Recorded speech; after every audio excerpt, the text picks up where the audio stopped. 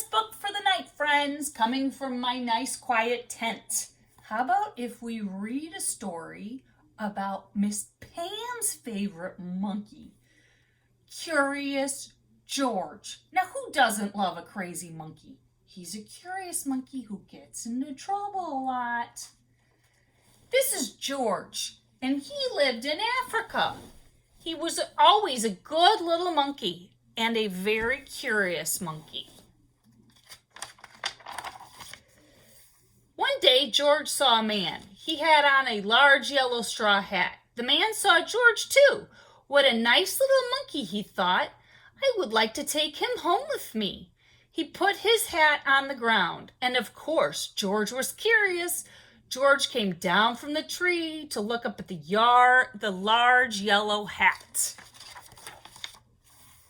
The hat had been on the man's head. George thought it would be nice to have it on his own head. He picked it up and put it on. The hat covered George's head. He couldn't see. The man picked him up quickly and popped him in a bag. George was caught.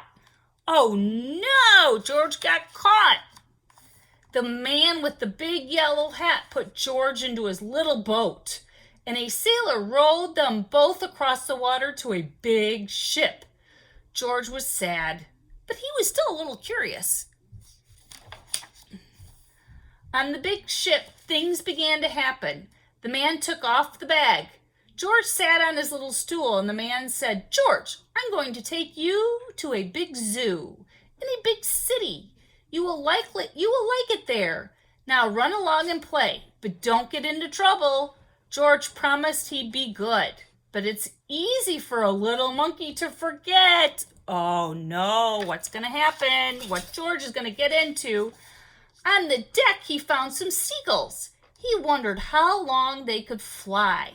He was very, very curious. Finally, he had to try. It looked easy, but... oh, what happened? First that, then this. Oh, George fell in the water with the fishies. Where is George? The sailors looked and looked. At last they saw him struggling in the water and almost all tired out. Man overboard, the sailors cried as they threw him a life belt. George caught it and held on. At last he was safe on board. After that, George was more careful to be a good monkey, until at last the long trip was over.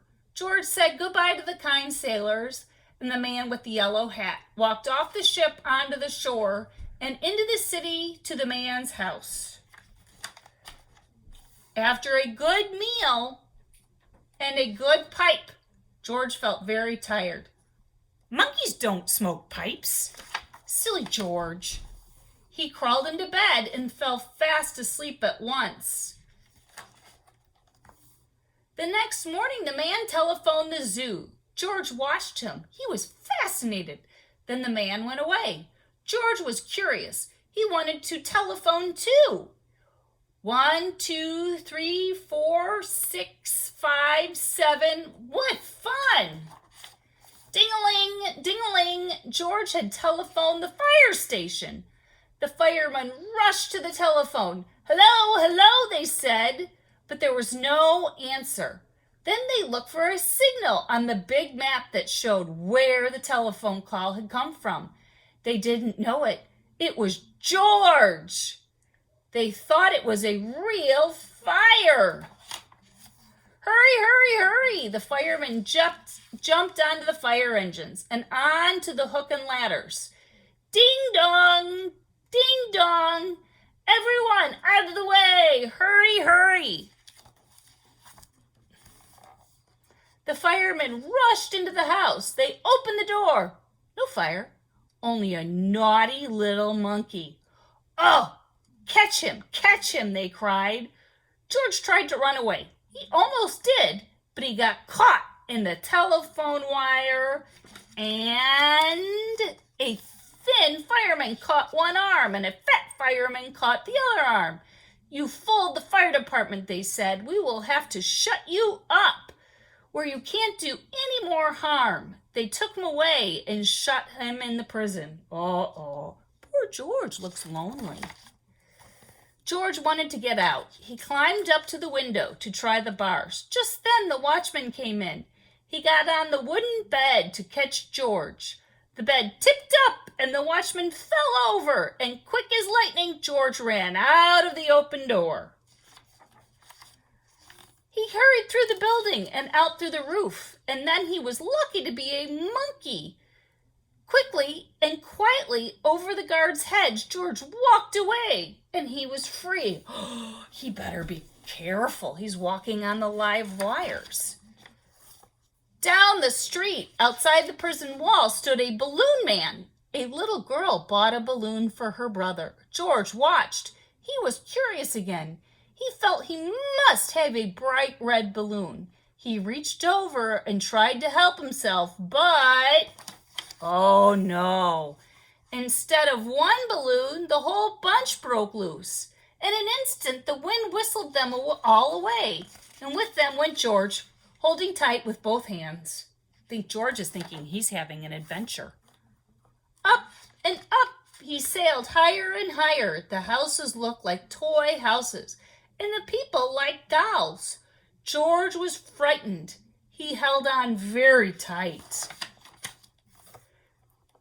At first, the wind blew in great gusts. Then it quieted. Finally, it stopped blowing altogether. George was very tired. Down, down he went, bump on top of the traffic light. Everyone was surprised. The traffic got all mixed up. George didn't know what to do. And then he heard someone call, "George!" He looked down and saw his friend, the man with the big yellow hat. George was very happy. The man was happy too. George slid down the post, and the man with the big yellow hat put him under his arm. Then he paid the balloon man for all the balloons.